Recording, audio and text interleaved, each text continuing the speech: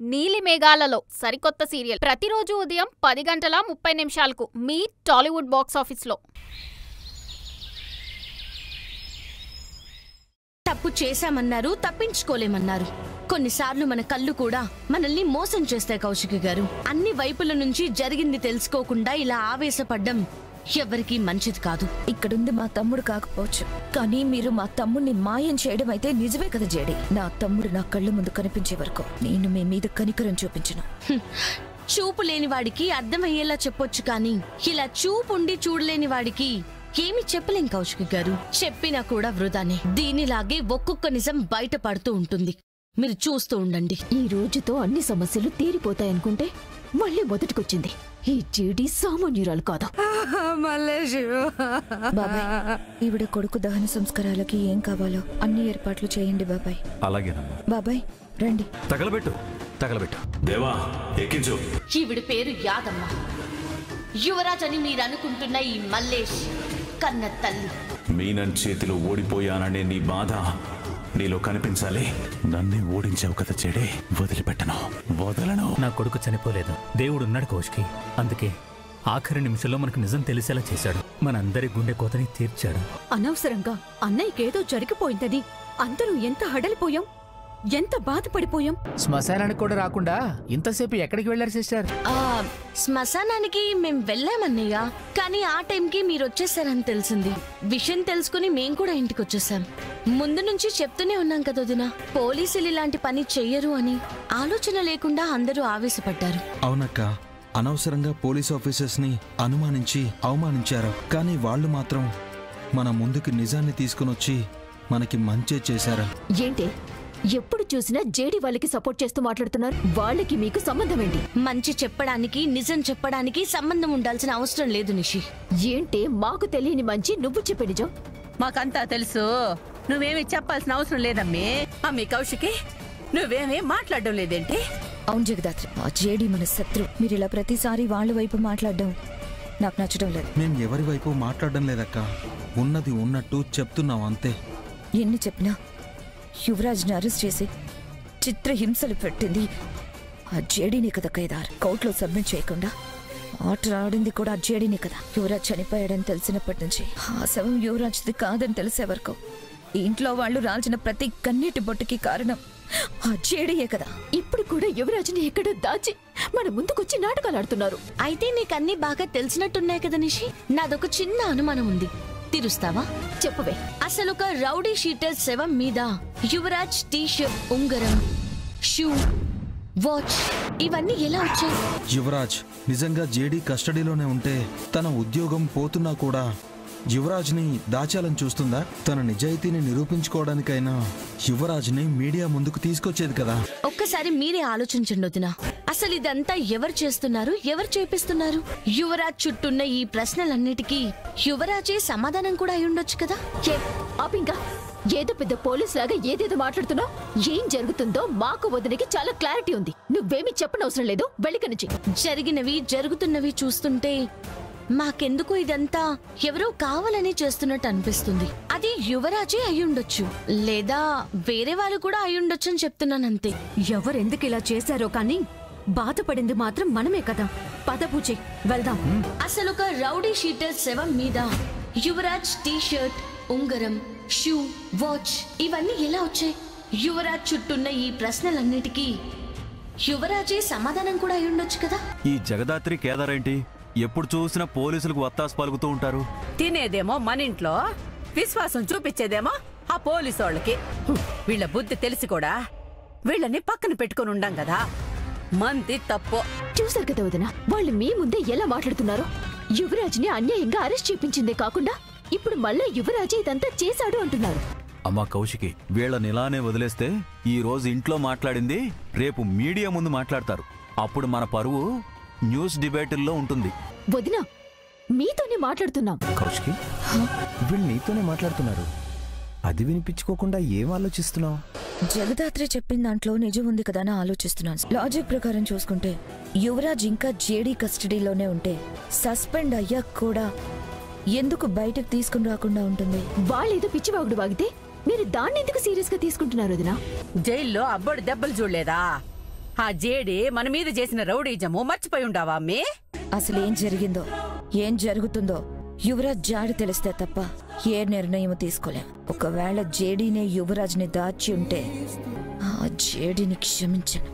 JD ఎంత జేడీనైనా తప్పు అయిపోయింది అని నా తమ్ముడిని తీసుకొచ్చి నా కప్పజెప్పేలా చేస్తాను. జై హింద్ సార్. జై హింద్ జేడి. అక్కడ కేడీ కూడా ఉన్నాడా? Yes sir. Very nice.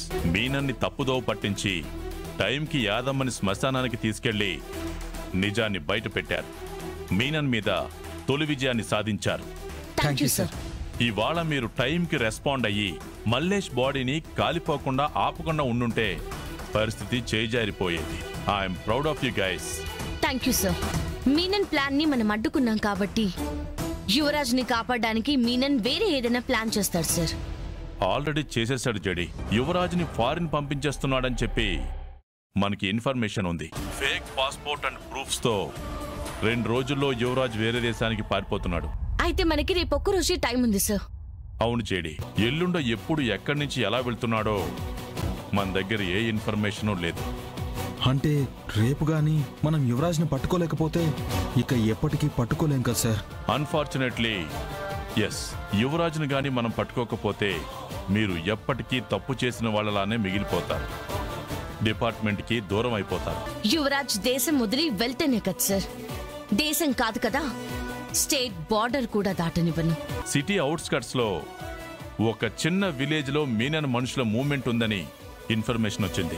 మన అదృష్టం బాగుంటే యువరాజ్ అక్కడ ఉండే అవకాశం కూడా ఉంది. మీరు ఆ లొకేషన్ పంపించండి సార్. ఆ ఊరంతా జల్లెడ పట్టైనా సరే యువరాజ్ ని పట్టుకుంటాం. సరే, పొద్దున్నే బయలుదేరి అక్కడికి వెళ్ళండి. ఎంతమంది ఉంటారో ఎవరెవరు ఉంటారో మనకు తెలియదు.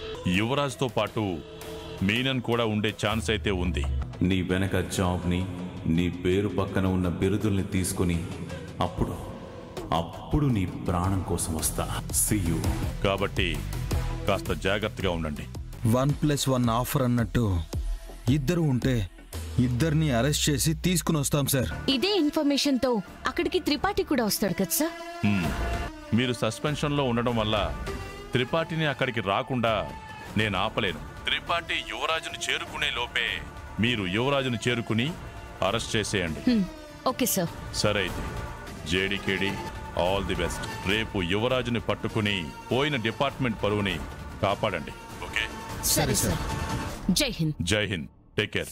యువరాజ్ మీనన్ కలిసి చాలా పెద్ద ప్లానే వేశారు దాత్రి. అవును కేదార్, కానీ వాళ్ళకి తెలియని విషయం ఏంటంటే వాళ్ళు ఎన్ని ప్లాన్స్ వేసినా ఎంత కష్టపడినా వాళ్ళు దాటాల్సింది ఈ జేడీకేడీని. ఓ జగదాత్రి ఉన్నదుండకుండా వదిన మనసులో యువరాజ్ మీద అనుమానం సృష్టించింది. ఇప్పుడు గాని కౌశికి తీగలాగితే డొంకంతా కదిలిపోతుందమ్మీ. అప్పుడు చేసిందంతా యువరాజే అని ఈజీగా తెలిసిపోతుంది. యువరాజ్ వాళ్ళు దేశం దాటే వరకు కౌశికి నిజం తెలియకూడదు వదినా. అది ఒక కలుపు మొక్క నన్నే చేస్తుందని చాలా తక్కువ అంచనా వేశాం మావయ్య. అది కలుపు మొక్క కాదు, తీగని నాకు తెలియకుండానే నా మెడ చుట్టూ అల్లుకొని బిగుచుకుపోయేదాకా నాకు తెలియలేదు. ఒక పక్కేమో ఆ జేడి, ఇంకొక పక్క ఆ జగదాత్రి. ఇద్దరు ఆ బోడిని ఊపిరి పీల్చుకోనేకుండా చేస్తా ఉండారు. ఆ జేడి జగదాత్రి ఇద్దరడ్డు తప్పించకపోతే మనం అనుకున్నదేది చేయలేమేమో అనిపిస్తుంది. ఈ అమ్మిని ఇంట్లో నుంచి పంపించడానికి శతవిధాల ప్రయత్నం చేస్తా ఉండాము. ఆ అమ్మిని ఉద్యోగం తీపిచ్చుండాము, డ్యూటీ కూడా తీపించేసుండాము. ఇంతకు మించి ఇంకేం చేయగలమో? ముందు జరిగిందంతా యువరాజ్కి చెప్దాం. అప్పుడు యువరాజ్ ఏం చేయాలో చెప్తాడు. ఏ నిషి, నీ ఫోన్ కోసం ఎదురు చూస్తున్నాను. యువరాజ్, ఇందాక శ్మశానంలో జరిగిందంతా నేను చూశాను నిషి. శ్మశానానికి నేను కూడా వచ్చాను. అబ్బోడా, ఇప్పుడు ఏం చేద్దాంరా? ఎన్ని రోజులంటే నేను చనిపోయాను అని అందరినీ నమ్మించాను కాబట్టి ఆ జగదాత్రి తప్ప నన్నెవ్వరూ వెతకలేరు. కానీ ఇప్పటి నుంచి పోలీసులు నా కోసం జల్లెడ వేసి వెతుకుతారమ్మా. దొరికితే నా పని అయిపోతుంది. నేనింకా ఇండియాలో ఉండడం సేఫ్ కాదమ్మా. నేను నిషి ఎల్లుండే దుబాయ్ వెళ్ళిపోతున్నాను. ఎల్లుండేనా? మరి పాస్పోర్ట్ వీసా ఎలారా? అన్నీ నేను చూసుకుంటాను బాబాయ్. ఎల్లుండి ఎర్లీ మార్నింగ్ ఎలాగో అలాగా నిషికని నేను చెప్పిన చోటికి తీసుకొస్తే చాలు. సరే సరే. అబ్బోడా, ఏంద్ర మనకి కర్మ? ఎవరికి ఏం అన్యాయం చేసుండామని ఆ దేవుడు మనకిన్ని కష్టాలు పెడతా ఉండాడు. అయినా వాళ్ళెవరికో భయపడి నువ్వేంది దేశం వదిలి పారిపోయేది? నువ్వు ఏడ్నే ఉండు.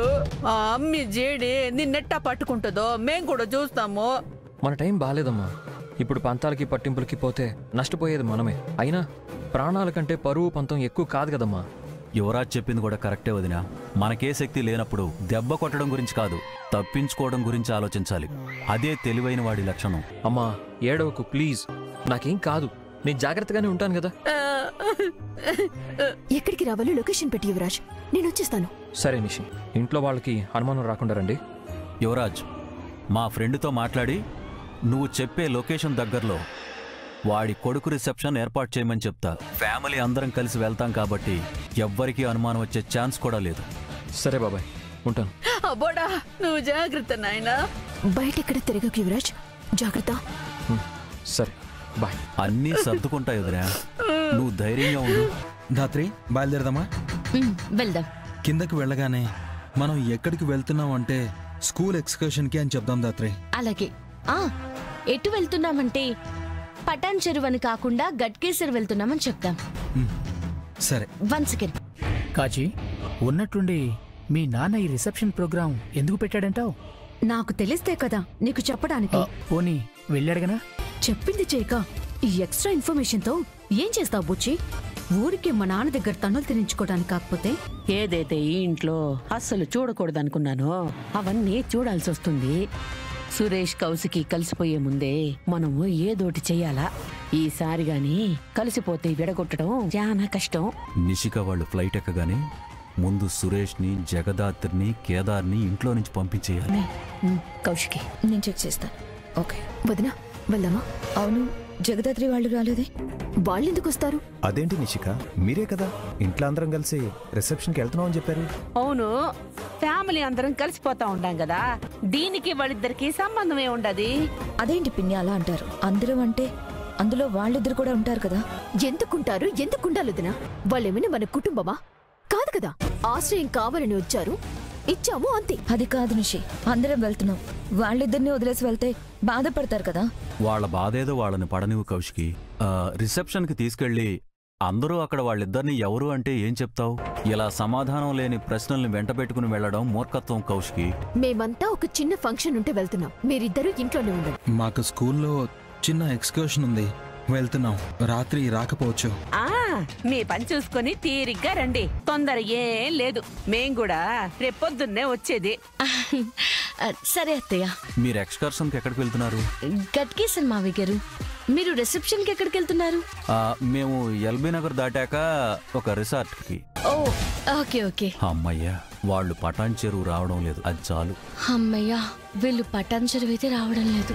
నీలి మేఘాలలో సరికొత్త సీరియల్ ప్రతిరోజు ఉదయం 10 గంటల 30 నిమిషాలకు మీ టాలీవుడ్ బాక్స్ ఆఫీస్లో.